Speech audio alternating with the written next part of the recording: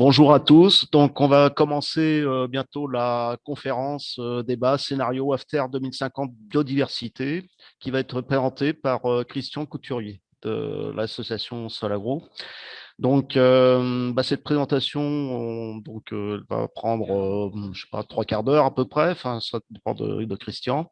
Et après, il y aura sans doute des questions de l'assistance, pour provoquer le débat. Et ensuite, donc, nous embrayerons sur la partie assemblée générale de l'association, l'assemblée un peu plus formelle. Voilà. Donc, je vais passer la parole à Christian Couturier. Bonjour à toutes et à tous. Merci de m'avoir invité pour présenter nos travaux et de vous intéresser à nos travaux depuis pratiquement le début, parce que je pense que j'ai fait une des premières présentations du scénario After pour Virage Énergie Pays de Loire. Je ne sais plus, Jean-Claude, c'était quand, mais c'était il y a presque une dizaine d'années, je crois, hein. Voilà, vous avez aussi vu récemment mon collègue Jérémy Priarolo pour parler de méthanisation, et puis on parlera aussi du scénario Négawatt, hein. Comme vous savez, les deux scénarios sont étroitement associés. Donc, comme on a un temps assez court et que c'est assez copieux, le programme, je ne vais pas m'étendre. Je pense que vous connaissez Solagro, mais sinon, de toute façon, vous aurez le diaporama et vous pourrez aller chercher des informations si vous le souhaitez. Je vais juste présenter très rapidement le scénario After avant d'aborder le volet biodiversité. Le scénario After, d'abord, il faut bien comprendre que c'est un scénario qui est couplé à deux autres scénarios. Donc, le scénario Négawatt, qui est le scénario qui a inspiré directement le scénario After, hein, donc lui qui porte sur l'énergie. Le scénario Negamat qui a été publié récemment, qui est associé au scénario de transition énergétique, et lui qui parle des matières. Donc, non seulement les matières pour la transition énergétique, comme les métaux, etc., mais aussi les matières biosourcées. Et donc, le scénario Negamat, il est aussi associé au scénario After pour tout ce qui est production de matériaux biosourcés en remplacement des ressources non renouvelables, fossiles, etc. Donc, le scénario After, c'est un scénario de transition agricole, sylvicole, alimentaire, qui porte sur ce qu'on appelle le secteur des terres. Donc, le secteur des terres, c'est toutes les surfaces qui produisent de la biomasse, et donc c'est toute la discussion sur l'utilisation de ces surfaces et de ces productions.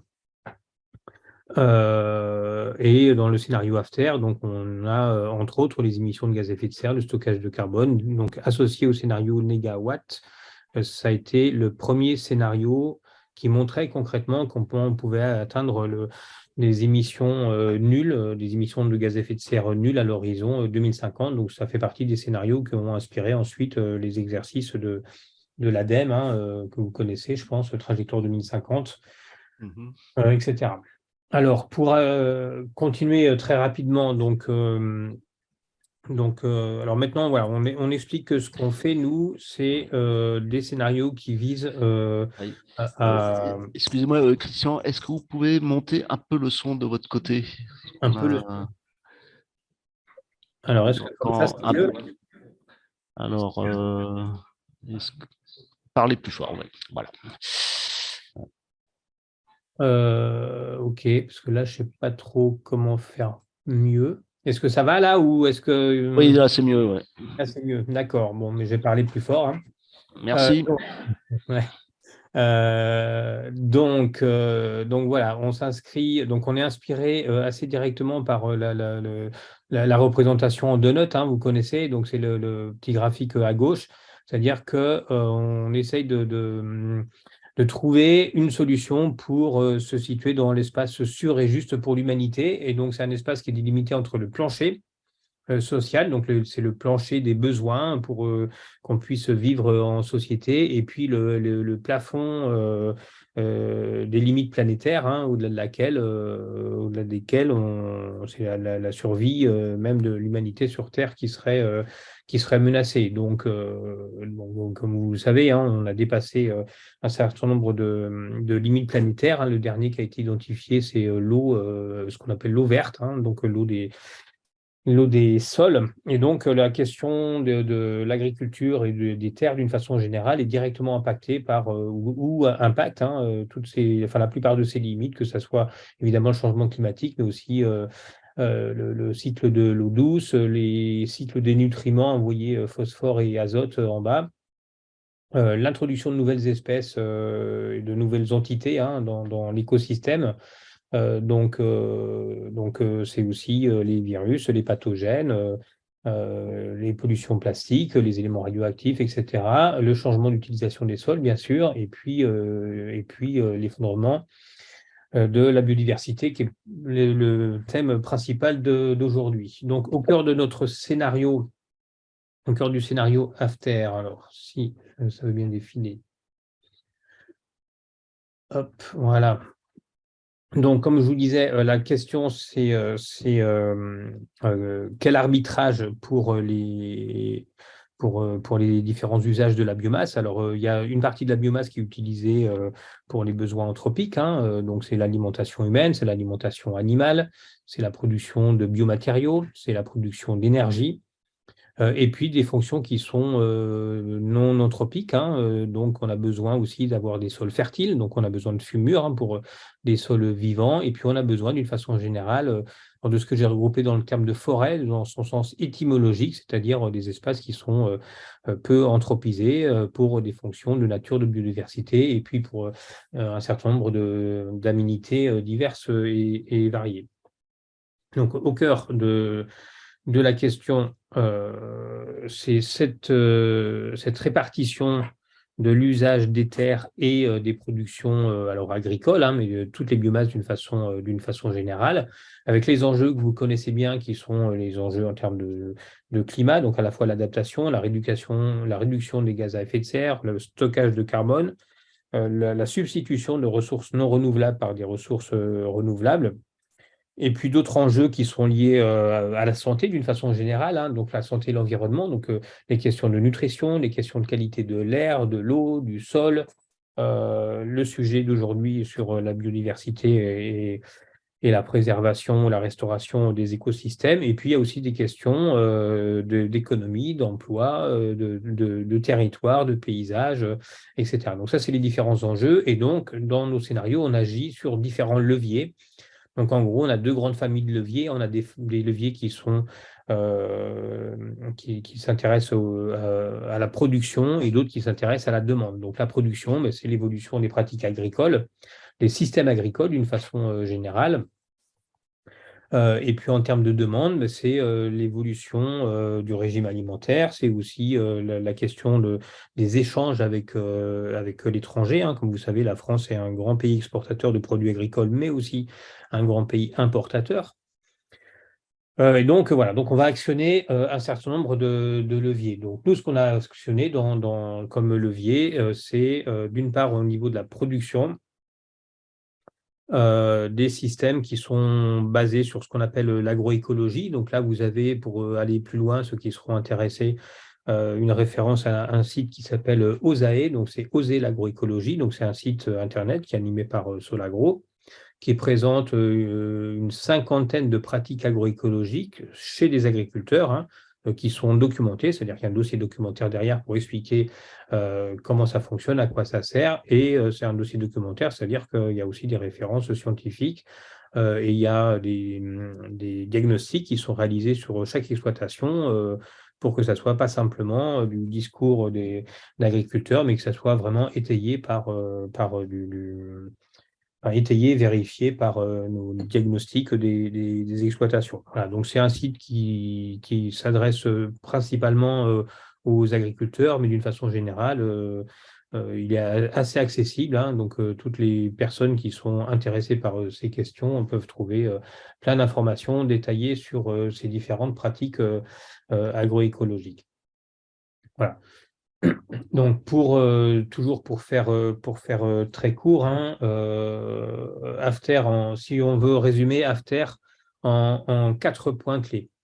Donc, 4 points clés, c'est un scénario d'abord qui nourrit la population française, hein. La vocation principale de l'agriculture, c'est quand même de nourrir la population. Et donc, on a dans le volet demande, hein, il y a toute une réflexion sur l'évolution des régimes alimentaires, sur la réduction des pertes et des surconsommations, sur la qualité nutritionnelle de l'alimentation, donc aligné sur les recommandations nutritionnelles, hein. Comme vous savez, on a un plan national de nutrition santé, mais on va plus loin que ces recommandations nutritionnelles. On a aussi des recommandations environnementales, hein, d'une certaine façon, c'est-à-dire que on on s'inspire du concept de santé globale, c'est-à-dire c'est pas simplement des aliments sains, nutritifs, etc. C'est aussi les modes de production qui doivent aussi être des modes de production sains, c'est-à-dire l'idée c'est avoir un régime sain dans un environnement sain, c'est-à-dire qu'on travaille aussi sur les conditions de production. C'est pas simplement le fait que les produits contiennent pas de contaminants d'origine, enfin de pesticides, etc. C'est aussi que dans les modes de production, on a évité d'envoyer des pesticides dans les milieux, dans l'eau, le sol, l'air, etc.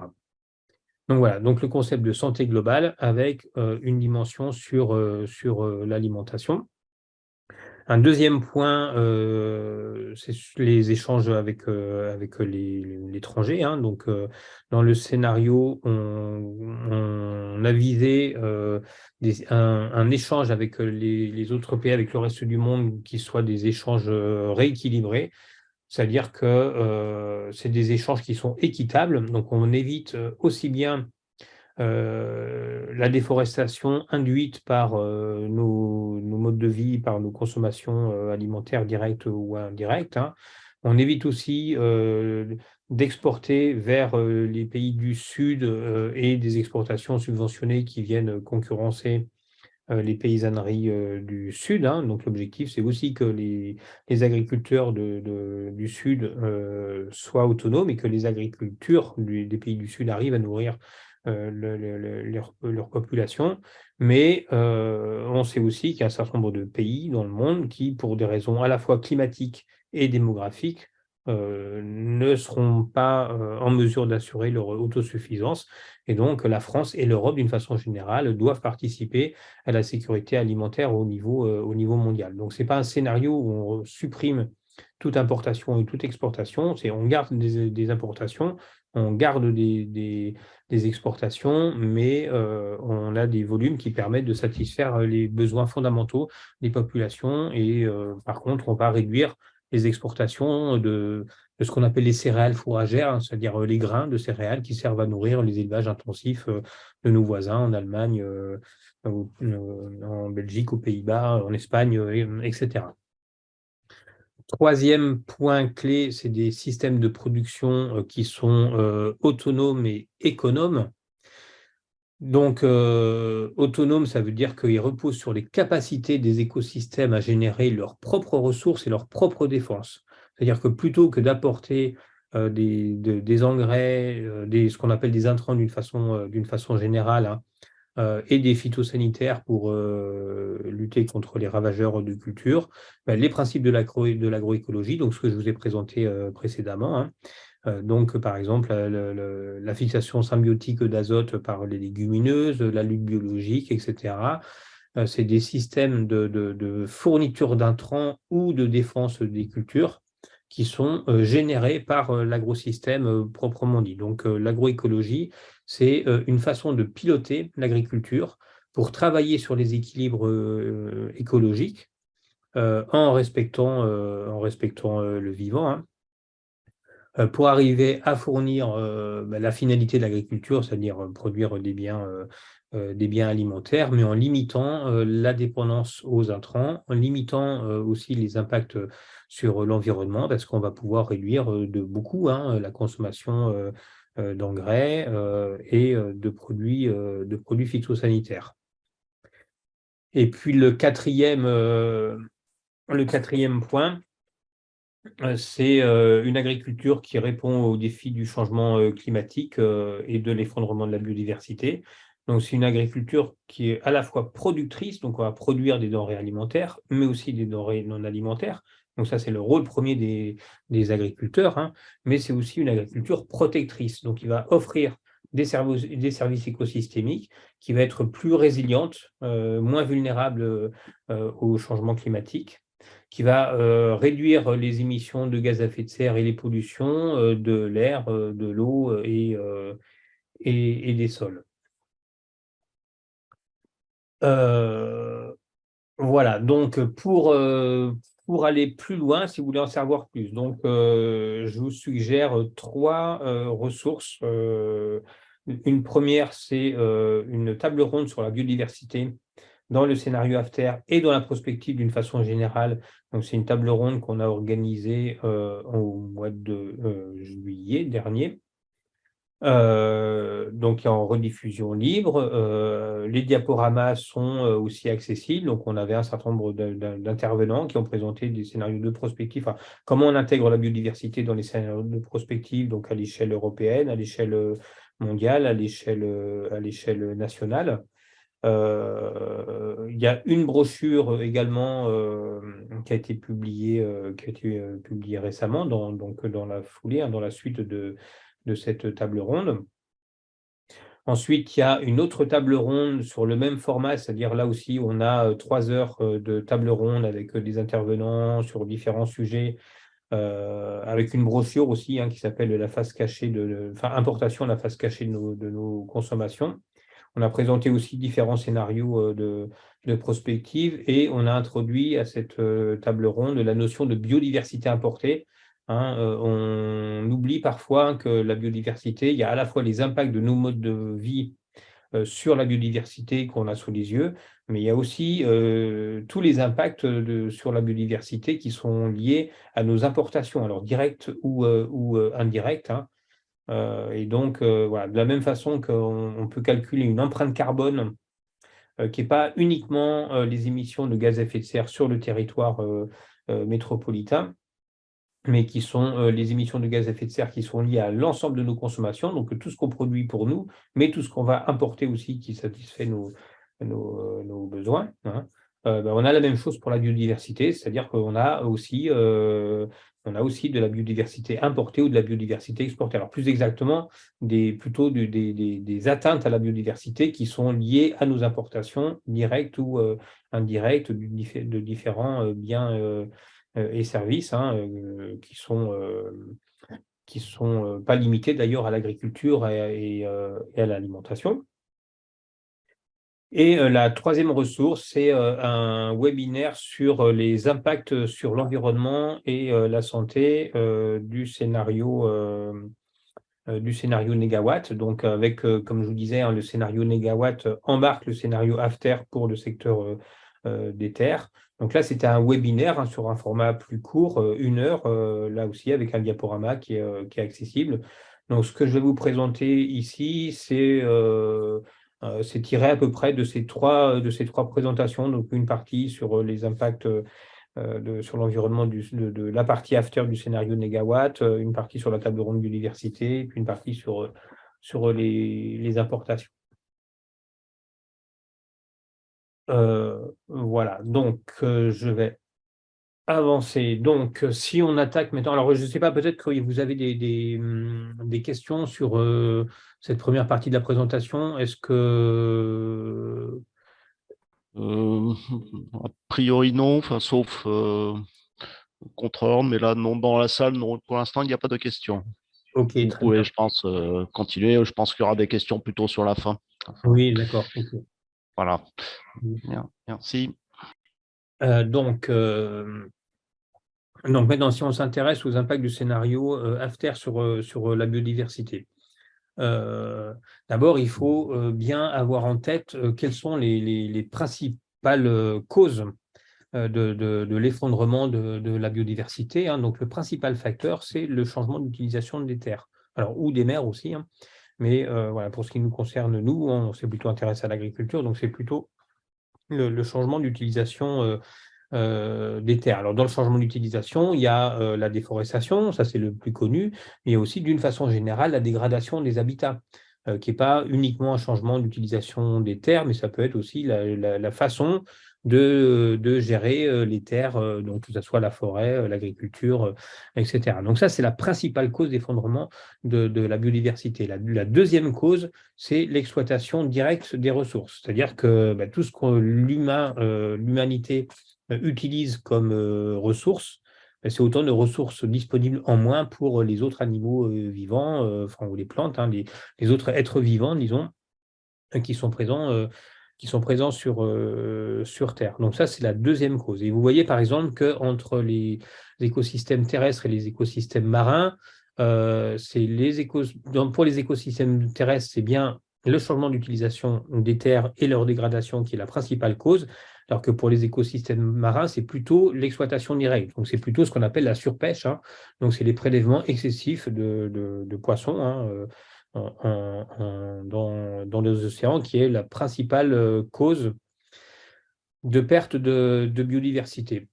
Ensuite, on a la troisième cause qui est le changement climatique. Donc ça, c'est seulement la troisième cause. Alors, c'est seulement la troisième cause ou c'était seulement la troisième cause. Aujourd'hui, il y a un certain nombre de scientifiques qui pensent que la principale cause de la perte de biodiversité dans les océans, c'est devenu le changement climatique devant la surpêche. Donc, c'est probablement des proportions sur ce graphique, hein, qui sont amenées à être révisées, à évoluer dans le temps, et probablement que les impacts du changement climatique augmentant, cette troisième cause va prendre de plus en plus d'ampleur. Ensuite, on a une troisième cause qui sont les pollutions. Donc les pollutions, le fait que la population, les populations d'insectes, d'une façon générale, se soient effondrées, qui ont entraîné comme cause principale, mais pas unique, hein, aussi une chute des populations d'oiseaux, etc. Et ça, c'est dû plus probablement à l'utilisation des pesticides qu'à l'utilisation des terres. Donc, on a voilà, ce facteur pollution. Et puis, il y a un cinquième facteur, pardon, hein, cinquième facteur qui sont les espèces exotiques envahissantes. Donc, alors là, les proportions sont sans doute données en ordre de grandeur à titre indicatif, hein. C'est difficile d'estimer, ça j'y reviendrai juste après, hein, mais d'estimer vraiment la part. Mais voilà, ce qu'il faut rappeler, c'est ça, c'est la hiérarchie. C'est d'abord le changement d'utilisation des terres, devant l'exploitation directe, sauf pour les écosystèmes marins, devant le changement climatique, mais qui est en train de remonter. Donc là, on a vraiment le trio de tête, hein, et puis les pollutions de toute nature qu'il ne faut pas non plus oublier.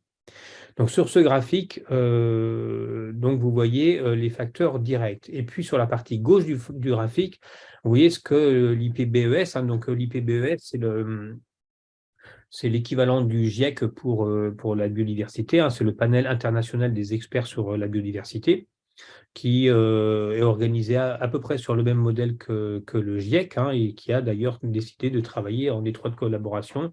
Donc désormais, on aura assez systématiquement des publications conjointes entre l'IPCC, donc le GIEC en anglais, hein, l'IPCC et l'IPBES. Et donc, à gauche, on voit ce que l'IPBES appelle les facteurs indirects. Donc, ils sont des facteurs d'ordre démographique, socioculturel, économique, technologique, institutionnel, de gouvernance, plus les conflits et les épidémies. Et nous, c'est ce qu'on préfère appeler les facteurs premiers. C'est-à-dire que c'est des facteurs, certes, indirects, mais c'est des facteurs qui sont à la racine, à la racine des problèmes.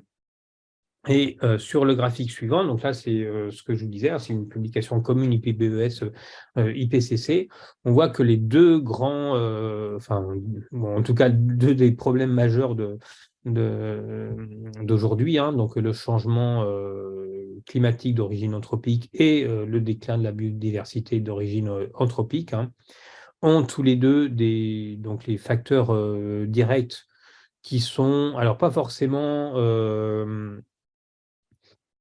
dans le même ordre, mais qui sont les mêmes, hein. C'est-à-dire on a bien le changement d'utilisation des terres, donc on a à la fois la déforestation qui constitue une source de carbone, mais aussi une perte de biodiversité. Donc, ça agit sur les deux à la fois, hein. Par contre, les invasions, les espèces invasives, ça joue que sur la biodiversité, ça joue pas sur le climat. Donc, on peut avoir des causes qui sont, enfin, des facteurs qui sont communs, des facteurs qui sont pas communs, et puis l'un joue aussi sur l'autre, c'est-à-dire que la perte de biodiversité peut affecter les puits de carbone, et de la même façon, le changement climatique impacte clairement la biodiversité. Et donc, ce qui est intéressant de voir aussi, c'est que ces facteurs directs ont la même origine, c'est-à-dire les facteurs premiers, c'est-à-dire c'est notre modèle de société, notre modèle culturel, technologique, politique, socio-économique, etc., qui sont à la racine de ces problèmes. Voilà, donc les impacts de la biodiversité. Alors, quand on construit un scénario de prospective comme AFTER ou comme Negawatt, quand on s'intéresse au climat, c'est facile parce qu'on a des objectifs. On a le GIEC qui nous dit, ben voilà, il faut atteindre la neutralité climatique, enfin, la neutralité en CO2 à l'horizon 2050. Donc, on a une quantité et on sait que ce soit en France, ou que ce soit en Chine, ou que ce soit à Nantes, ou que ce soit à Toulouse, tout ce qu'on va émettre comme gaz à effet de serre, ou tout ce qu'on va capter inversement, hein, dans les puits de carbone, ben, ça a un effet direct sur le climat mondial. C'est mélangé dans l'atmosphère, hein. Et donc, 1 kilo de CO2 économisé en Amérique ou 1 kilo de CO2 économisé en Indonésie, ça a exactement le même effet. Et ça, on a un budget carbone et on sait qu'il y a une certaine quantité à ne pas dépasser. Alors après, c'est un peu plus compliqué que ça, mais globalement, on a ce budget carbone. Pour la biodiversité, c'est complètement différent. D'abord, la biodiversité, il n'y a pas un budget global de biodiversité. On sait qu'il faut arrêter de perdre de la biodiversité, que si possible, il faut la restaurer. Mais une fois qu'on a dit ça, on peut pas compter, enfin additionner des choux et des chèvres. C'est-à-dire que la biodiversité, il y a pas un indicateur global qui permettrait de dire qu'on a atteint les objectifs en termes de biodiversité. Il y a quoi? Il peut y avoir le nombre d'espèces, mais ça, on n'est pas tellement capable de prévoir quel est l'impact d'un scénario de prospective sur le nombre d'animaux ou de plantes, ou sur leur population.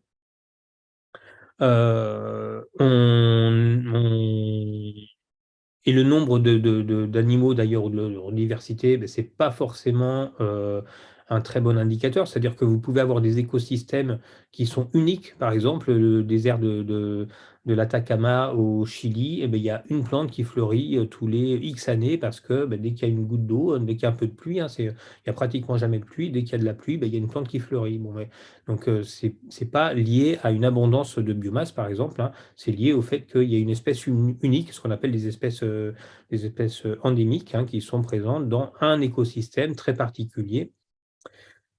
Et donc, c'est pas le fait qu'il y ait plein d'espèces différentes dans l'Atacama, parce qu'il y en a très très peu, mais sauf que cette espèce, elle est ici et elle est nulle part ailleurs. Donc, on a regardé, hein, ce qui existe comme indicateur de biodiversité. Et ce n'est pas la même chose de mesurer la biodiversité actuelle que ce que je n'ai pas bien précisé, c'est comment elle va évoluer à l'avenir dans des scénarios de prospective.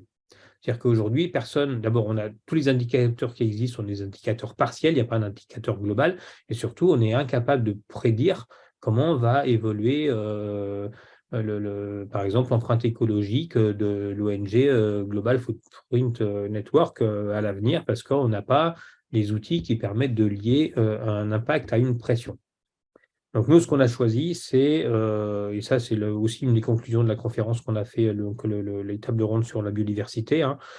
Tous ceux qui font de la prospective aujourd'hui, on s'accorde maintenant pour dire que ce qu'on est capable de faire aujourd'hui, c'est de fournir des indicateurs de pression, c'est-à-dire qu'on sait quels sont les facteurs d'atteinte de la biodiversité, donc on sait qu'il faut les réduire. Maintenant, on ne sait pas si réduire ces facteurs de pression, c'est suffisant ou pas, quel sera l'effet globalement et si c'est satisfaisant ou pas. Bon. Donc, on a travaillé sur ces indicateurs de pression. Donc, je ne vais pas tous vous les présenter parce qu'il y en a sans doute trop. Dans le temps imparti, on n'a pas du tout le temps. Je vais vous présenter ce qu'on a fait, par exemple, sur le changement d'usage des terres, donc, et perte ou dégradation des habitats d'une façon générale.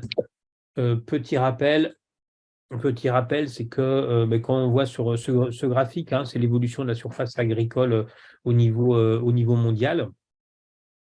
Et donc, on est passé alors c'est toutes les surfaces pour l'agriculture, pas que les terres arables, mais aussi les prairies. Donc, on est passé de à peu près 1 milliard d'hectares à 5 milliards d'hectares. Donc, il y a à peu près 1,5 milliard de terres arables et 4 milliards, enfin un peu moins de 4 milliards de pâturages ou de zones qui servent à l'élevage des ruminants. Donc, vous voyez que l'humanité, globalement, a consommé plusieurs milliards d'hectares de terres agricoles, donc qui sont soustraites en grande partie à la forêt. Et donc, l'agriculture et l'expansion de l'agriculture au niveau mondial est une des causes principales de perte des surfaces forestières. Et donc, pour réduire cet impact, plusieurs solutions. Donc, il faut réduire, en gros, le premier impact, c'est l'espace occupé par l'humanité. Donc, c'est les surfaces qui sont occupées par l'humanité et les principales surfaces, c'est les surfaces consacrées à l'agriculture. C'est essentiellement ça. Et donc, pour ça, on a identifié 5 leviers. Donc, vous reconnaissez, pour ceux qui sont familiers avec Négawatt, la sobriété, l'efficacité et puis la substitution, mais aussi des leviers à jouer en termes de relocalisation et puis en termes d'équité aussi, j'en parlerai moins. Mais ça fait aussi partie des sujets. Et donc, la sobriété. Alors, nous, le principal enseignement, c'est dans la directe ligne de ce qu'on a fait avec Négawatt, c'est que le levier dont on ne parlait pas jusqu'à présent, mais ça a quand même pas mal changé depuis 1 an, le terme de sobriété a pris une dimension médiatique intéressante, disons. Mais la sobriété, elle commence par l'assiette, elle commence par l'alimentation. Alors, je vais vous commenter un petit peu ce graphique, un petit peu compliqué à expliquer. À gauche, vous avez l'empreinte climatique. Donc ça, c'est l'empreinte climatique par personne en kilos de CO2 par an, et en fonction du niveau de consommation de viande qui est exprimé en grammes de viande par jour. Donc ça, c'est l'abscisse, en grammes de viande par jour. Et puis en ordonnée, vous avez l'empreinte climatique. Donc un consommateur moyen de viande, grosso modo, aujourd'hui, sur le stade agricole, c'est-à-dire uniquement au niveau de la production agricole, pas du transport, de l'industrie agroalimentaire, etc., va émettre environ 1,5 tonne, un peu plus d'1,5 tonne de gaz carbonique équivalent par an, par personne. Vous savez qu'on a droit à 2 tonnes globalement. Donc, si on a droit à 2 tonnes, si l'alimentation, c'est 1,5 tonne juste pour le stade agricole, vous comprenez que forcément, il faut jouer sur notre empreinte climatique sur la consommation alimentaire. Et donc, en moyenne, aujourd'hui, on est à peu près à 150 grammes de viande par jour, donc ça fait 1,5 tonne. Vous voyez que les régimes, on a des régimes qui sont beaucoup plus carnés, et des gens qui mangent 200 grammes par jour, mais on a aussi, dans nos enquêtes qu'on a exploité avec l'INRAE, on a des gens qui mangent jusqu'à 500 grammes de viande par jour. Donc, là, vous pouvez prolonger la courbe. Vous voyez, ça nous mène à peu près à 5 tonnes, juste pour le régime alimentaire, pour les très gros consommateurs de viande. Et puis, inversement, pour ceux qui ne mangent pas du tout de viande, alors ils peuvent ne pas manger de viande, mais manger du lait, bon, c'est plus ou moins, mais grosso modo, on descend à moins de 500 kilos. Donc, il y a quand même un facteur 3 entre un régime ordinaire, un mangeur moyen de viande, et puis les végétariens, pratiquement un facteur 3. Donc ça, c'est l'empreinte climatique. Si on regarde maintenant la surface, alors, et ce que je ne vous ai pas dit aussi, c'est qu'en rouge, c'est de la production alimentaire qui vient de l'agriculture conventionnelle, et en vert, c'est ce qui vient de l'agriculture biologique. Donc l'agriculture biologique, c'est intéressant. parce qu'on n'utilise pas de pesticides, donc on a un des facteurs de perte de biodiversité qui disparaît, à la différence de l'agriculture conventionnelle. Maintenant, si on regarde en surface, donc si on regarde en surface, il y a deux enseignements. Donc pareil, vous avez la courbe rouge et la courbe verte. Donc là, vous voyez la consommation moyenne de viande à 150 grammes par jour.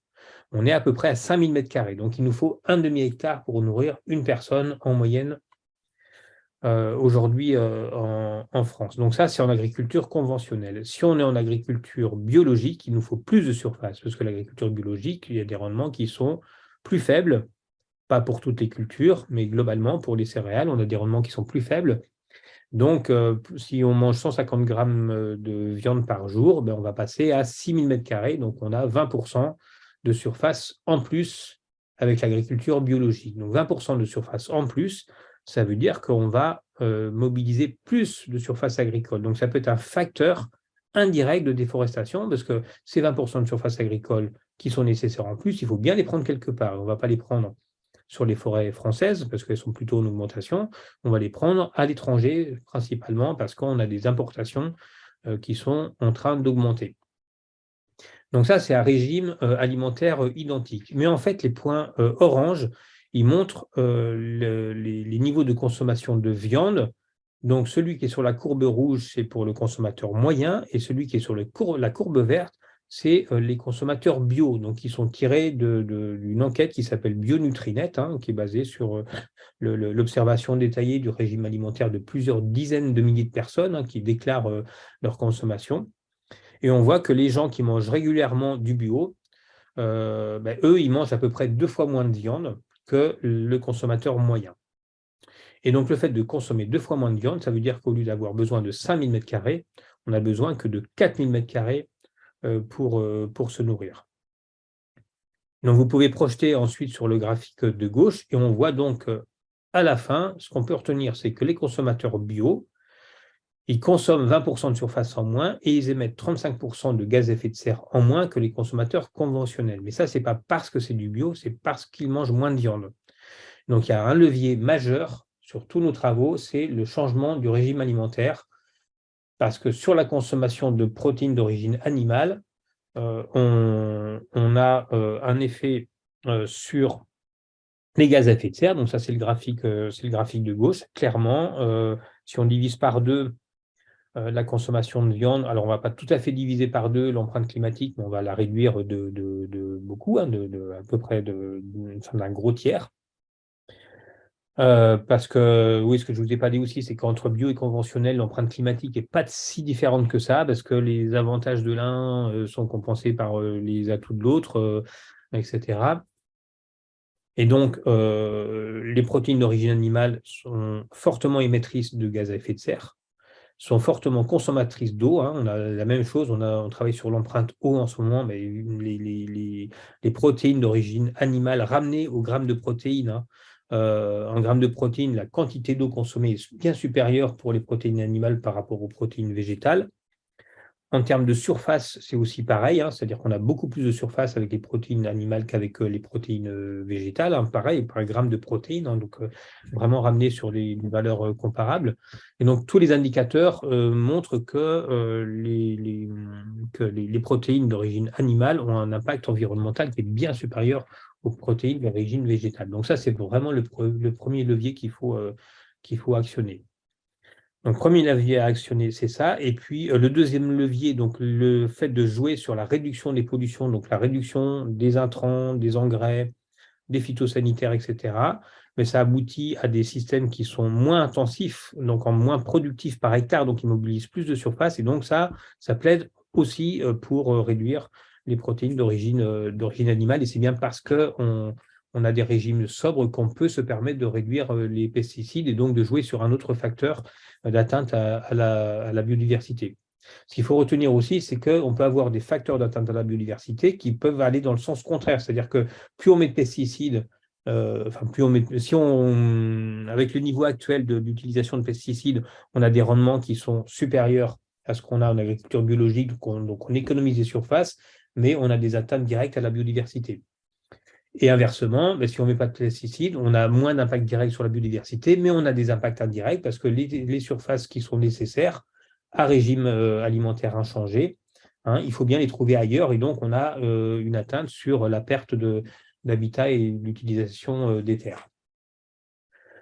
Voilà, donc réduire la consommation de viande, ça c'est certain. Par ailleurs, pour autant, on ne prône pas, nous, le passage à un régime complètement végétarien. C'est pas entendable de toute façon par l'opinion publique, hein.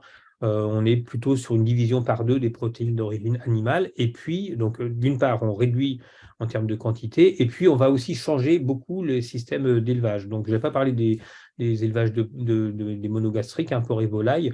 Là aussi, sur les ruminants, on a aussi des choix à faire. Il y a des arbitrages à faire. C'est-à-dire que les ruminants permettent de valoriser les prairies naturelles. Et les prairies naturelles sont ce qu'on appelle, nous, des espaces à haute valeur naturelle, c'est-à-dire qu'ils sont riches en biodiversité, ils stockent du carbone, ils jouent un rôle sur la régulation hydrologique des cycles de l'eau, etc. Donc, c'est des espaces qu'il faut préserver. Et donc, l'équation qu'on a cherché à résoudre dans AFTER, c'est comment est-ce qu'on réduit le cheptel des ruminants pour des motifs climatiques et environnementaux en général, tout en maintenant les prairies naturelles, qui sont par ailleurs riches en biodiversité.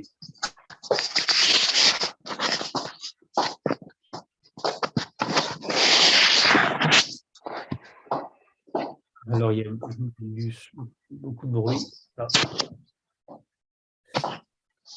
Alors, j'accélérerai un petit peu maintenant.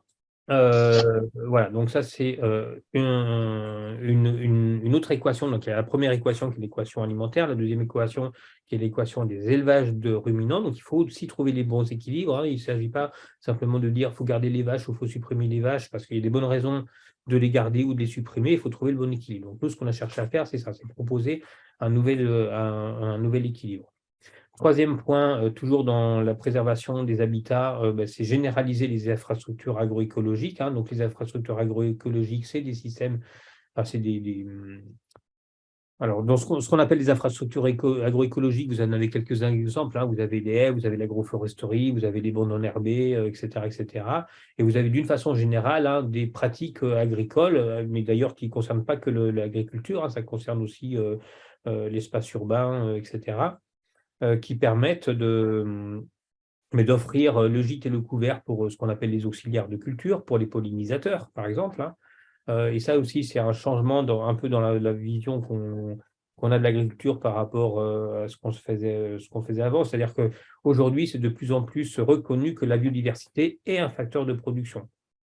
Il suffit de s'intéresser aux pollinisateurs, hein, pour comprendre que si les pollinisateurs disparaissent, pour l'agriculture mondiale, c'est une catastrophe, hein. Ça va coûter extrêmement cher, ça va générer très certainement des famines, hein, à tous les niveaux.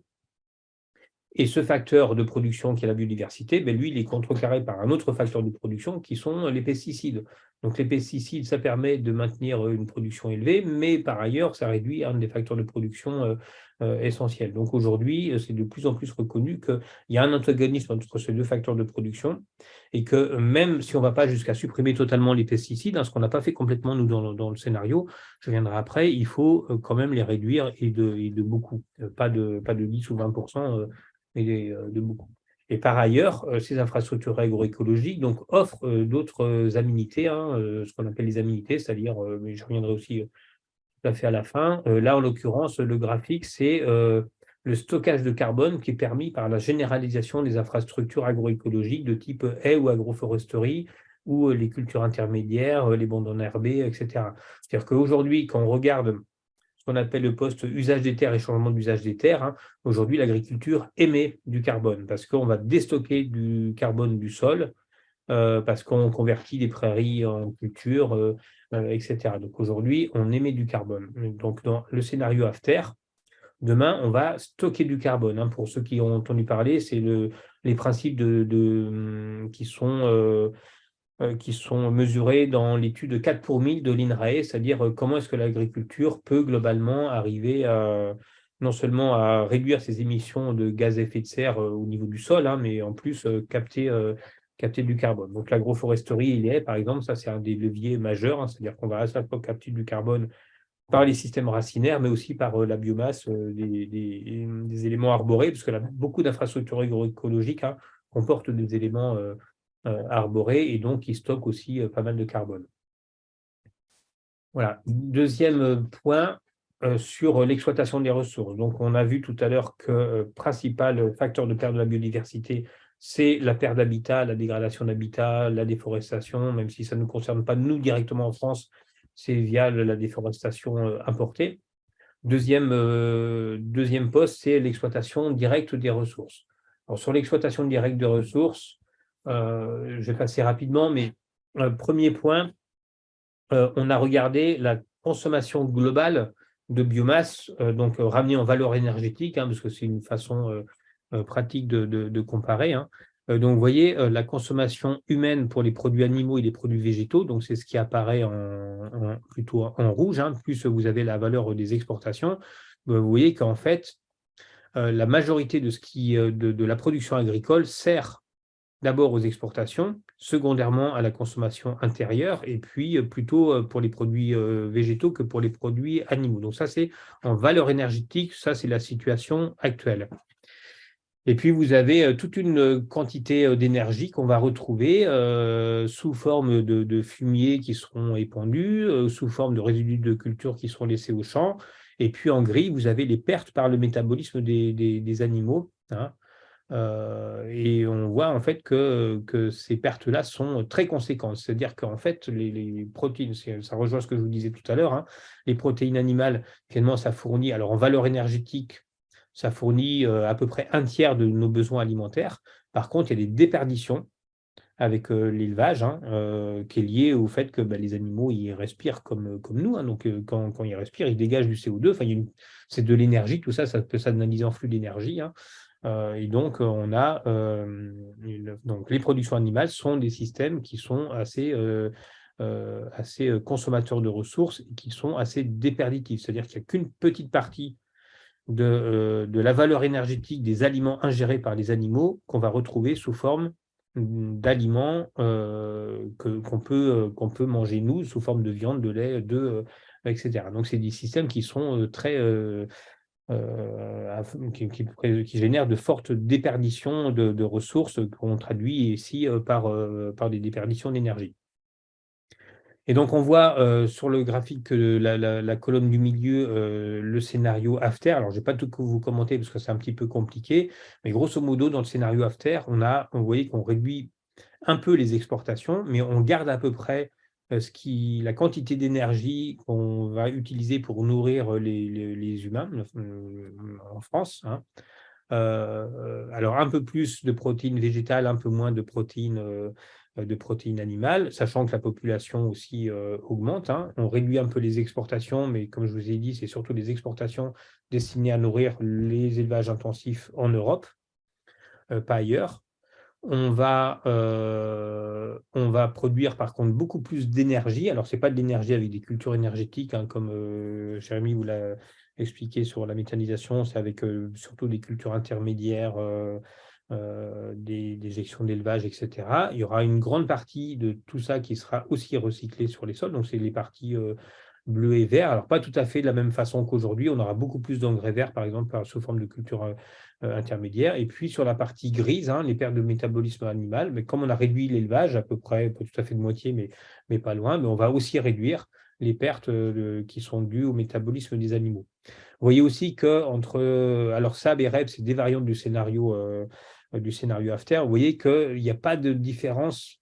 Enfin, il y a des différences, mais elles ne sont pas gigantesques non plus. C'est-à-dire qu'on a plutôt des nouveaux équilibres. Donc, ça rejoint vraiment ce que je vous disais au début, c'est-à-dire imaginer des nouveaux équilibres qui sont capables de répondre aux enjeux d'aujourd'hui.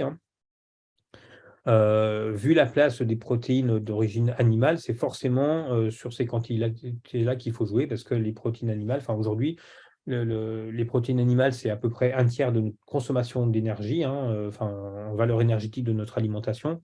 Par contre, c'est à peu près 80% de la biomasse agricole compte tenu des déperditions. Donc, c'est vraiment ce poste-là qu'on réduit et donc ça permet aussi d'ouvrir la porte pour d'autres usages de la biomasse. Donc ça, c'est pour la biomasse terrestre. Et puis pour la biomasse marine, les leviers, alors pour l'instant, on ne sait pas très bien.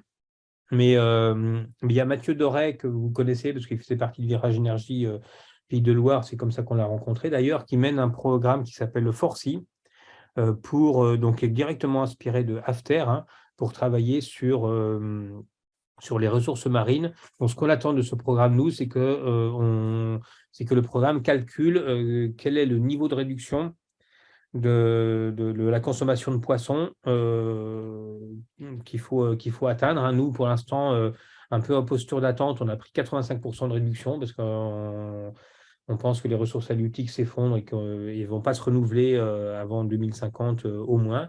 Mais c'est assez sévère et donc on espère qu'avec Forcy, ils vont montrer qu'il y a quand même un peu plus de latitude que ça. Donc il y a de toute façon une réduction probablement de la consommation de poissons de façon très conséquente, hein. Alors 85%, c'est peut-être trop, mais ça, on verra ce que donnera le programme Forcy. Donc ça, c'est une grosse contrainte, parce que les poissons, ça amène aussi en termes de nutritionnel beaucoup de choses. Donc voilà.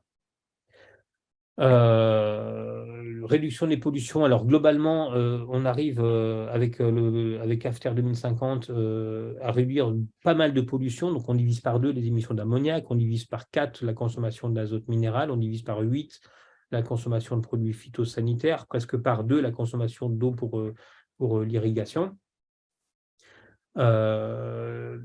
Vous avez sans doute vu passer cette carte qu'on appelle nous la carte Adonis, hein. C'est une carte qu'on a publiée récemment avec Solagro qui montre un indicateur qui s'appelle l'indice de fréquence de traitement. Donc on descend au niveau communal, hein. Donc on n'a pas cette carte à l'horizon 2050 dans le scénario After parce qu'on ne sait pas encore la produire. Donc là, vous pouvez vous situer, hein. Vous voyez que attention muscadet, parce que globalement, la Grande Brière, ça va bien, mais le muscadet, on est un peu dans le rouge.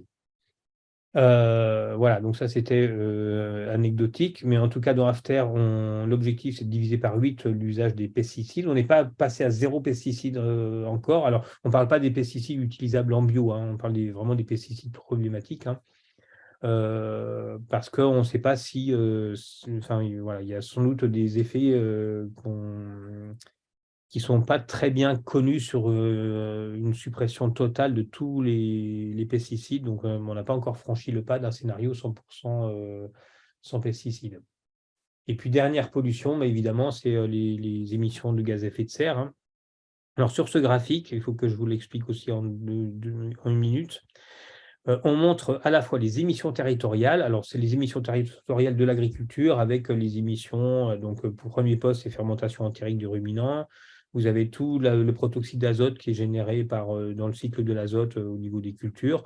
Puis, vous avez aussi toutes les émissions qui sont dues à la fabrication des intrants, donc notamment à la fabrication des engrais azotés, parce que pour faire 1 kg d'engrais azotés, on consomme 1 kg de gaz naturel. Et donc, ça fait du gaz carbonique, hein. Donc, tout ça, c'est des émissions de l'agriculture française. Donc, on est à peu près autour de 95 millions de tonnes équivalent CO2. Nous, ce qui nous intéresse, c'est aussi de regarder non seulement ce qu'on émet. Alors, ce qu'on émet, c'est 95 millions, et dans le scénario After, on passe à 38 millions. Donc, on divise par 2,5 les émissions de gaz à effet de serre de l'agriculture. Et ce qui nous intéresse aussi, c'est de savoir si cette diminution des émissions, est-ce que ça se traduit par une augmentation ou pas des émissions importées. Donc, on a traduit nos émissions de produits agricoles, nos importations et nos exportations de produits agricoles, hein. Donc, on voit que donc on les a traduits en équivalent en contenu carbone, donc en équivalent CO2, hein. Donc, on voit que dans nos importations, on importe aujourd'hui pour 19 millions de tonnes équivalent CO2, puis qu'on exporte pour 13 millions. Alors, ça, c'est plus ou moins, parce qu'il y a des coefficients qui ne sont pas faciles à trouver. Mais grosso modo, on est à peu près à l'équilibre entre ce qu'on exporte et ce qu'on importe. Donc, pas en euros, ce n'est pas la balance commerciale en euros, c'est la balance commerciale de l'agriculture française exprimée en tonnes équivalent CO2. Donc, on est à peu près à l'équilibre. Et dans le scénario After, on est aussi à peu près à l'équilibre. C'est-à-dire qu'on garde des importations, les importations de produits tropicaux. On n'a pas dit aux gens qu'il fallait arrêter de manger du chocolat, du café, des bananes, etc. Mais on les réduit pratiquement par 3, parce que ce qu'on va supprimer, par contre, ça, c'est les importations de soja, Tout ça, on peut s'en passer complètement. Et en parallèle, on va aussi réduire les exportations et on va les diviser par deux. Donc, on a globalement, en empreinte GES, des importations, des exportations qui sont à peu près compensées. Et donc, on n'a pas, voilà, on a une empreinte globalement qui suit à peu près l'évolution des émissions territoriales. Donc, elles sont aussi divisées par 2,5. Voilà, là, je termine. Et juste en conclusion, hein, donc c'est un scénario qui s'inscrit dans un objectif d'atteinte de la neutralité climatique, mais qui s'inscrit aussi dans un objectif de restauration de la biodiversité. Donc là, on a parlé de biodiversité, on a parlé aussi de climat accessoirement, mais il y a aussi beaucoup d'autres co-bénéfices hein, qui seront amenés sur les écosystèmes du point de vue de la biodiversité, mais aussi du point de vue de l'économie agricole, du point de vue du revenu des agriculteurs, du métier d'agriculteur aussi. Hein, c'est des métiers qui reprennent aussi du sens. Et puis travailler à la fois sur la réduction des gaz à effet de serre et sur la biodiversité, mais c'est aussi travailler d'une façon générale à la reconception des systèmes de production agricole. Et ça, c'est aussi dans un objectif d'améliorer la résilience des exploitations agricoles et de réduire la vulnérabilité aux différents chocs qui commencent à arriver et à impacter sérieusement l'agriculture française, européenne et mondiale. Voilà, donc j'espère que je n'ai pas été trop long, Jean-Claude. Non, non, ça a été très bien. Et donc, on va passer maintenant à la partie un peu questions. Moi, j'en ai une déjà. Enfin, j'ai peut-être mal écouté tout à l'heure, mais on a parlé de changement d'utilisation des mers et je comprends pas très bien ce que ça recouvre. Alors, j'avoue que je ne sais pas exactement non plus. Parce que c'était important, c'était par rapport Oui, au changement d'utilisation des terres. On voit très bien ce que. Mais, mais les changements d'utilisation des mers, j'ai un peu de mal. alors ça, je ne sais pas. Il faudrait remonter Non, dans la documentation de l'IPBES pour savoir ce qu'ils entendent ok, par là précisément, mais oui, je n'ai pas creusé ça du tout. Oui. d'accord. Bon, on regardera. Et j'ai vu également le HVN, haute valeur naturelle. Donc Oui. apparemment, c'est un indicateur que vous mettez que vous essayez de mettre au point. Alors, c'est un Euh, indicateur qui existe déjà, hein, l'indicateur HVN. Donc, vous pourrez aussi trouver pas mal de documentation sur le site de Solagro. C'est à ne pas confondre avec HVE, hein, haute valeur environnementale. oui, Voilà, pour nous, la HVE, ça apporte absolument rien. La HVN, il y a d'autres critères que ça. Hein. Donc, en gros, la carte HVN, c'est à peu près l'inverse de la carte IFT. C'est-à-dire que si vous reprenez la carte de l'utilisation des pesticides, là, la carte Adonis, hein, vous voyez toutes les zones vertes qui sont des zones où on a des faibles IFT, ben, c'est à peu près les zones HVN. Pas tout à fait, mais à quelque chose près. ouais. Effectivement, HVE est extrêmement contesté. Enfin, Oui, encore, bien je crois sûr. qu'il y a des recours qui sont Tout à fait. actuellement. Oui, Donc, les recours juridiques portés par des associations de protection de l'environnement et de consommateurs. voilà. Et puis j'avais une petite dernière question sur le programme Forcy. Oui, C'est un programme qui est géré par Ifremer. c'est ça. Oui. Vous êtes toujours en contact avec Mathieu Doré. Mhm. Et c'est à quelle échéance au niveau. L'échéance, je crois que c'est dans 2 ans, il me semble. Ouais, Plus précisément, mais voilà, mais voilà, c'est pas pour 2022, enfin, c'est pas pour 2023, mais je crois que c'est 2024, la fin du programme. d'accord. Et c'est à échelle nationale ou bien c'est à échelle internationale? Non, c'est à l'échelle nationale et je crois que le périmètre, c'est vraiment les eaux territoriales françaises. Ah, ok. Ok, parce qu'effectivement, une réduction de 85% du poisson, c'est un peu raide, quoi. Oui, mais c'est une contrainte, hein, ça on en est bien conscient. Seulement, on avait deux solutions quand on a fait le scénario. C'est soit on dit, bon, ben, on va bien trouver des solutions, OK. Ça mange pas de pain. Hein. Si on dit on va trouver des solutions, ok, mais lesquelles, on ne sait pas. Et nous, on n'est pas compétents pour dire qu'il y aura des solutions. C'est pas ce qu'on voit, nous, dans toutes les annonces qui sont faites. Hein. Soit on prend vraiment une hypothèse drastique sur la réduction de la consommation de poissons, ce qui impose de compenser ces pertes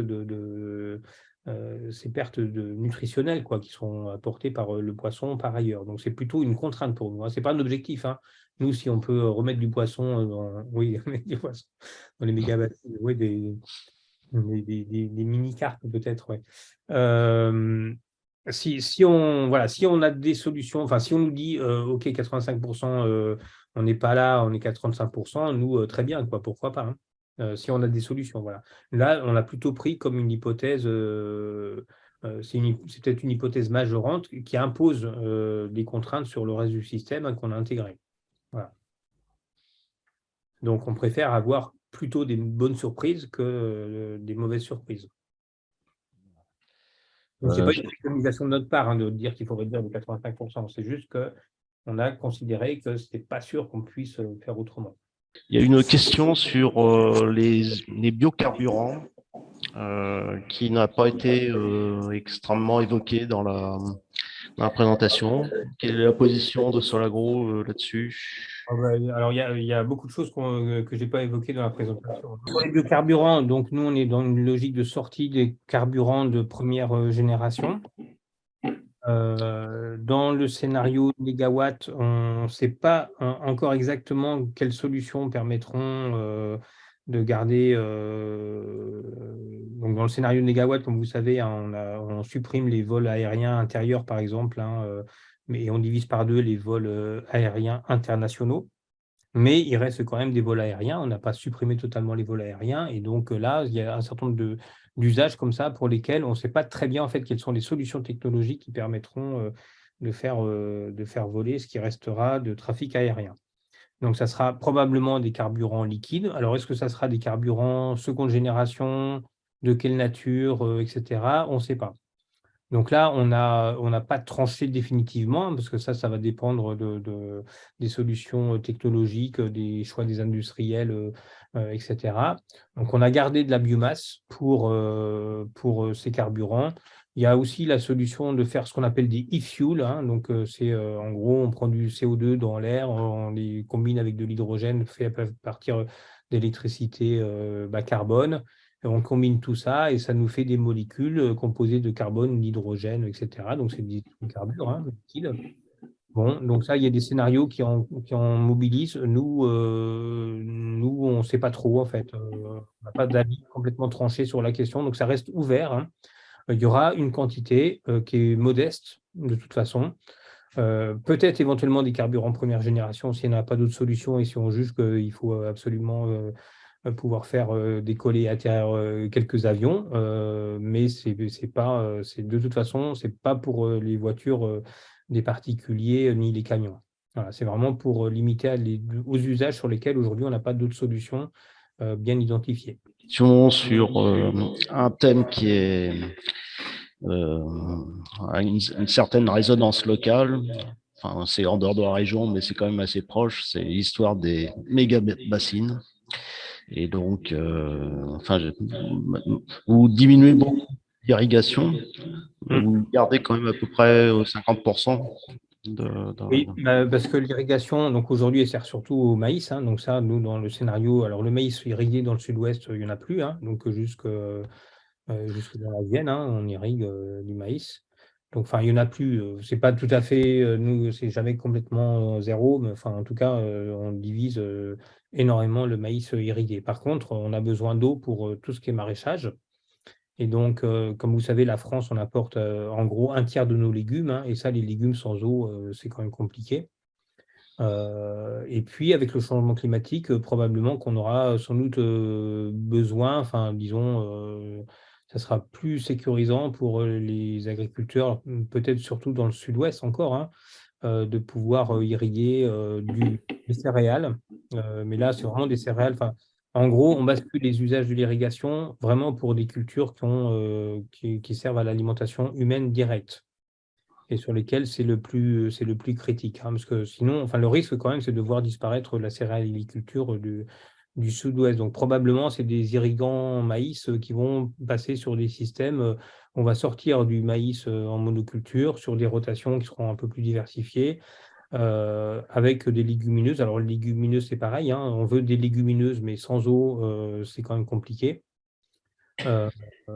Et donc, aujourd'hui, enfin, on a eu 3 années catastrophiques à la suite sur les légumineuses. Donc, clairement, les systèmes avec des légumineuses dans les rotations où il n'y a pas d'eau, mais il y a des régions où c'est vraiment très, très compliqué. Donc, on aurait moins de volume qui serait réservé à des usages un peu stratégiques comme ça, et pas du tout pour faire du maïs grain pour nourrir des élevages intensifs. Mais l'eau d'irrigation, on ne voit pas comment on pourrait s'en passer en 2050 avec l'évolution du climat. Ouais. Ok. Est-ce qu'il y a d'autres questions? Ah oui, il y a une question. Que peut-on attendre de l'Europe? Qu'on peut attendre de l'Europe? De l'Europe, notamment par rapport à des réorientations des budgets de la PAC, si elle évolue.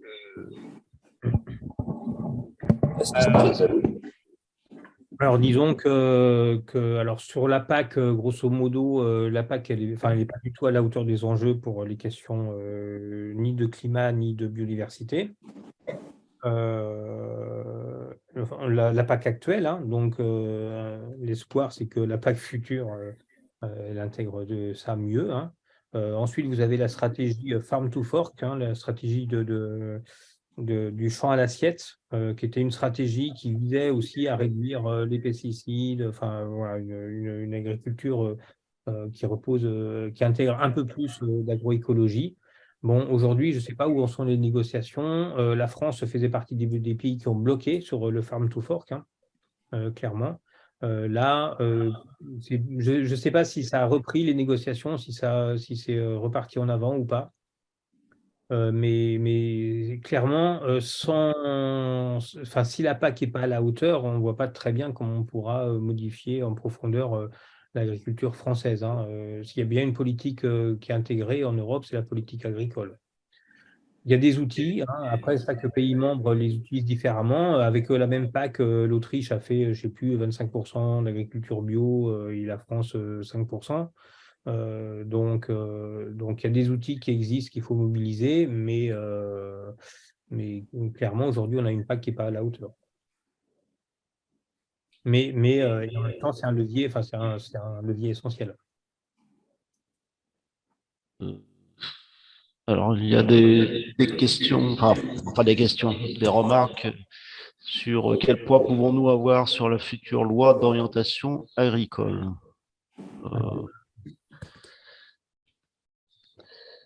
Je ne sais pas, c'est-à-dire que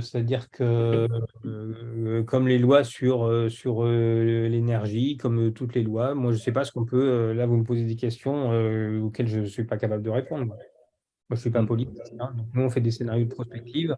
Après, le poids qu'on peut avoir, nous, ce qu'on fait, ce qu'on produit, nous, c'est des éléments pour que ensuite les organisations s'en emparent, les critiquent, les intègrent, font ce qu'ils veulent, mais pour aller porter ensuite ça dans les différentes instances où elles travaillent. Donc ça peut être au niveau local. Nous, on fait des scénarios qui sont ensuite déclinés localement dans le cadre de projets alimentaires territoriaux parce qu'il y a des acteurs qui sont intéressés par ça. Ça leur donne un cadre de réflexion où ils peuvent se projeter, etc. Il y a d'autres acteurs qui vont l'utiliser au niveau national. Donc, par exemple, en ce moment, il y a l'exercice de la stratégie française de énergie-climat. Donc, nos travaux inspirent aussi ceux qui font de la prospective, que ce soit les ONG, que ce soit, etc. Si on veut des lois qui sont en phase avec ce qu'on avance, il faut que ce soit ceux qui font les lois d'utiliser ces travaux. Donc là, ça va être les politiques, donc les partis politiques, les organisations politiques, les députés, le gouvernement, etc. Mais ça, il faut aller le porter auprès des personnes concernées. Bah, à propos de l'influence que vous pouvez avoir, est-ce que vous avez des rapports avec les organismes agricoles des Pays de Loire, enfin, chambres d'agriculture, enfin, etc. Vous avez des rapports? Alors, avec des organismes agricoles des Pays de Loire, avec les CIVAM, hein, Ouais. CIVAM 44, voilà, avec les organisations bio, beaucoup, avec les syndicats agricoles, moins. Et en Pays de Loire, alors je ne sais pas ce qu'on a fait récemment, mais je ne crois pas qu'on soit très présent en Pays de Loire. Hmm. On a fait un certain nombre d'exercices de prospective. Là, par exemple, on travaille en région Bretagne. Hmm. Mais et c'est compliqué. On travaille en région Bourgogne-Franche-Comté, en région Hauts-de-France. Alors, la région Hauts-de-France, là, clairement, on ne touchait pas au modèle agricole actuel, hein. Voilà. Donc, ça dépend de la commande politique, hein. Hmm. On a fait l'exercice de scénarisation d'AFTER sur 4 régions il y a quelques années avant. Donc, il y avait Picardie, Île-de-France, Centre-Val de Loire, et puis on avait essayé sur Rhône-Alpes aussi. Il y a eu aussi sur le Pays de Loire, la première version de notre scénario, il y avait eu une régionalisation faite par Solar. Oui, mais c'était avec vous, ça, c'était avec Virage Énergie, non? Oui, oui. Tout à fait. Ouais. Ouais, tout à fait.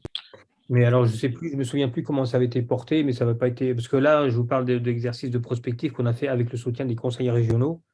On avait organisé de la concertation, il y avait eu pas mal de participants, c'est de l'ordre de, je sais plus, 100 ou 200 participants, pas mal d'ateliers, etc. Sur Pays de Loire, je ne sais plus comment on avait fait. Mais je pense que ça n'a pas été un exercice de prospective porté par le conseiller régional, hein. Non, non. Enfin, à l'époque, on avait eu une subvention quand même de la région. Oui, Mais, d'accord. voilà. Est-ce qu'il y a d'autres questions dans la salle? Et dans les assistants à distance? Pas. Bon. Si, Si. Jean-Pierre Raffon, là, Ah, je comprends l'analyse des différents facteurs qui a été présentée. Évidemment, comme toujours, il manque les interactions et le cumul de ces facteurs, qui est très complexe. Je pense à un exemple précis, c'est quand on parle du changement climatique. On voit la concentration des polluants et l'impact beaucoup plus grand à ce moment-là sur la biodiversité. Voilà un exemple. Et systématiquement, en fait, ces aspects sont extraits pour des questions analytiques, mais en fait, les résultats sont souvent beaucoup plus impactants qu'il est dit aujourd'hui. Et puis la deuxième remarque, on nous a présenté effectivement des chiffres qui sont plutôt mondiaux à un moment donné, je le comprends aisément, mais certains facteurs sont différents, particulièrement si on descend au niveau local. Je pense que le changement climatique n'a pas encore donné aujourd'hui, alors 2050 c'est autre chose, dans notre région l'impact fort qu'il aura, quoi. Il n'est pas actuellement aussi visible. Merci. Tout à fait. Oui, donc c'est bien ce que j'ai précisé en début, hein, c'est-à-dire que le changement climatique aujourd'hui est considéré comme étant plutôt au 3e rang, mais c'est en train de monter. Et là, aujourd'hui, je vous disais, c'est pour l'océan, enfin, en tout cas pour certaines catégories de poissons, il y a des travaux du CNRS qui montrent que c'est le changement climatique qui est devenu le premier facteur. Et comme le changement climatique, on n'est qu'au début, hein, évidemment, dans le temps, ça va augmenter. Et puis ensuite, il y a le petit graphique là, que je vous avais montré, qui montre, alors je n'ai pas détaillé, mais effectivement, c'est des facteurs qui se cumulent et qui se renforcent. On a rarement, en fait, plutôt de bonnes nouvelles pour dire que finalement, il y a des trucs qui s'équilibrent. Ou alors, si ça s'équilibre parce que, je ne sais pas moi, la pollution atmosphérique ralentit le changement climatique, par exemple, parce qu'il y a des particules qui ralentissent le rayonnement, etc. Bon, Alors, est-ce que c'est c'est une bonne nouvelle? Je ne sais pas, mais bon, en général, on a plutôt des effets qui vont non seulement se cumuler, mais qui vont se renforcer. Par exemple, sur l'eau, hein, là, on est en train de travailler sur l'eau, on veut faire un scénario sur l'eau, on appellerait Negawater. En fait, on a à la fois la question de la ressource qui diminue, et puis plus les ressources diminuent, plus l'impact des pollutions augmente. Parce qu'en proportion, si vous avez des rejets polluants dans les rivières, mais s'il y a moins d'eau et que l'eau est plus chaude, ben, les impacts vont augmenter. Et ce n'est pas proportionnel, c'est cumulatif et pas proportionnel. Et donc, il y a ensuite ce qu'on appelle des effets de bascule, hein, les tipping points en anglais, hein, où on peut avoir des phénomènes qui sont carrément irréversibles. C'est-à-dire que là, on a une perte, on a un écosystème qui peut mourir, c'est-à-dire qui perd je sais pas, les espèces endémiques, etc., et qu'on sera absolument incapable de restaurer jamais. Voilà. Donc, il y a des effets de bascule qu'il faut à tout prix éviter, parce qu'il y a des effets qui sont réversibles, hein.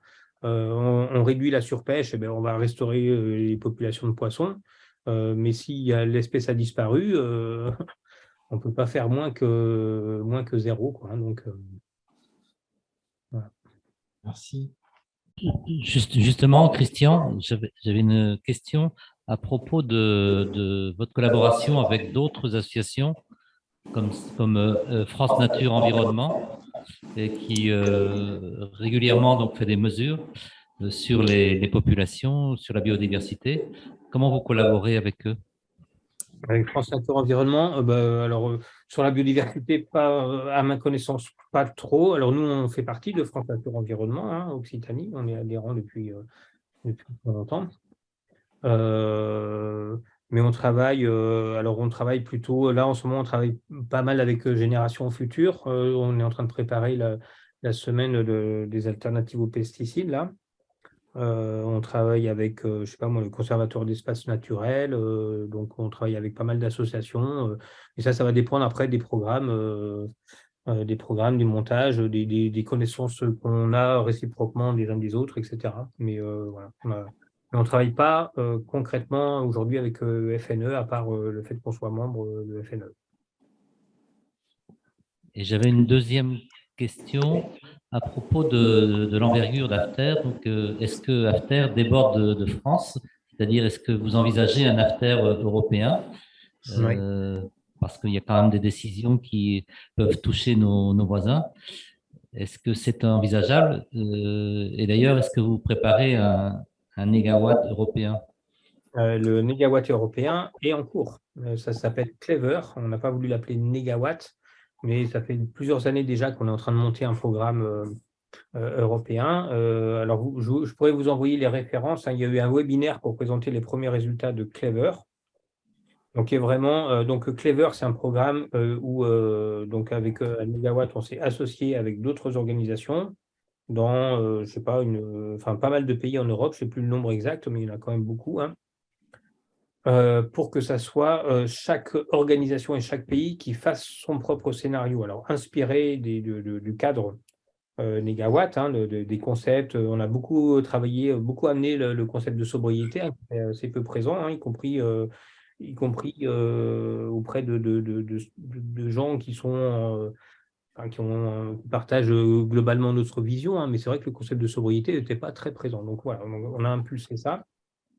Donc ça, c'est en cours. Et à l'intérieur du programme Clever, il y a un scénario After européen.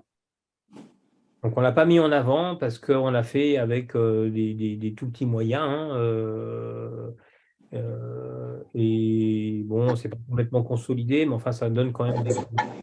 Là, on a vraiment, et nos partenaires pour le programme Clever, ils viennent plutôt de l'énergie, donc l'agriculture, etc., ils ne connaissent pas du tout. Donc là, on ne pouvait pas avoir le même travail participatif, enfin bottom-up, hein, avec nos partenaires européens sur l'agriculture. Donc c'est nous qui avons décliné un scénario After, alors européen, mais en fait sur chaque pays, on a des trucs sur chaque pays d'Europe, hein. Voilà, et donc ça, c'est embarqué dans le scénario Clever. Donc dans le scénario Clever, vous avez tout ce qui est stockage de carbone dans les forêts, en agriculture, production de bioénergie, émissions de gaz à effet de serre de l'agriculture, etc. Et donc ça, c'est associé avec la partie énergie pour avoir un scénario global, un scénario climatique global. Et on atteint les objectifs qu'on s'était fixés, à savoir neutralité carbone avant 2050, etc. Donc, il y a un webinaire qui a présenté ça. C'était en décembre, je crois, de mémoire. Et je pourrais vous envoyer le lien.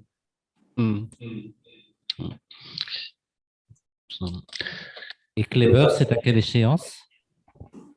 Clever, ça touche à sa fin là. Donc il y avait les premiers résultats qui ont été présentés. Et là, je pense que là, maintenant, c'est une question de quelques mois pour publier les différents livrables. Juste en rappelant, Christian, que vous étiez venu lors de la présentation du premier scénario en 2011 à Nantes. Donc, c'est une manière de continuer la relation avec Négawatt en espérant pouvoir faire cette formation d'ambassadeur Négawatt à Nantes. Et peut-être que vous pourrez soutenir notre demande auprès de Négawatt en tant qu'ancien président de Négawatt. Merci, Christian. Bien, vous savez qu'on a même failli faire notre université Négawatt à Nantes. On a failli faire notre université Négawatt à Nantes. C'était en 2020 et comme c'était en plein Covid, que c'était compliqué. Enfin, en gros, on a annulé l'université en présentiel. Donc, ça faisait partie de nos pistes. Autre information, alors comme à Solagro, on a copié pas mal de choses à Négawatt, on fait aussi une université AFTER. Alors, Négawatt, on fait une université Négawatt tous les ans, hein, mais c'est plutôt à Metz, sur les Tantaux ou dans la Drôme. Donc, pour vous, c'est un peu loin, mais voilà. C'est pour ça qu'on voulait le faire à Nantes pour se rapprocher de nos adhérents à l'Ouest. Hein. Bon, mais je pense que ça, c'est un peu tombé à l'eau. Donc, Solagro, on va faire notre université AFTER, ça sera en novembre. Et a priori, on devrait décider de lancer la formation d'ambassadeur AFTER. Donc, un peu comme les ambassadeurs Négawatt, hein, mais comme on a aussi des demandes, etc. Donc, pas pour former des experts qui sont capables d'exposer tout le scénario AFTER, parce qu'on sait que c'est complexe, etc. Mais au moins pour donner des grands éléments auprès du public, etc. Donc, ça peut être intéressant si au niveau de votre réseau, hein, vous avez une ou deux personnes qui peuvent être intéressées pour se former à AFTER et pour jouer ce rôle d'ambassadeur, ou le titre que vous voudrez, pas forcément ambassadeur, j'en sais rien, mais en tout cas, voilà, qu'on ait peut-être une espèce de référent AFTER dans votre réseau associatif qui puisse faire des présentations, voilà, au moins sur, je sais pas moi, ça peut être les écoles, enfin le public que vous viserez, quoi, mais voilà. Donc ça, c'est en perspective. Voilà. D'accord. Donc, pour ces questions agricoles, il faut voir avec les CIVAM aussi, 44. Qui sont pas mal en phase avec AFTER. Hein. Je ne sais pas si vous avez si vous êtes en contact direct avec eux. On a quelques rapports avec eux. Oui, effectivement. Bien, écoutez, je crois que je ne sais pas si on a fait le tour du problème, mais enfin, pour cet après-midi, ça devrait. On vous remercie beaucoup. Vous êtes libérés et pour intervenir dans notre assemblée. Merci voilà. à vous. Bonne continuation. Merci beaucoup. Et donc, pour le reste, nous allons rembrayer sur l'Assemblée générale, peut-être avec quelques minutes de battement quand même. Vous dites. Voilà. Donc, restez en ligne, hein, un petit break de 2 ou 3 minutes, et on reprend sur l'Assemblée générale.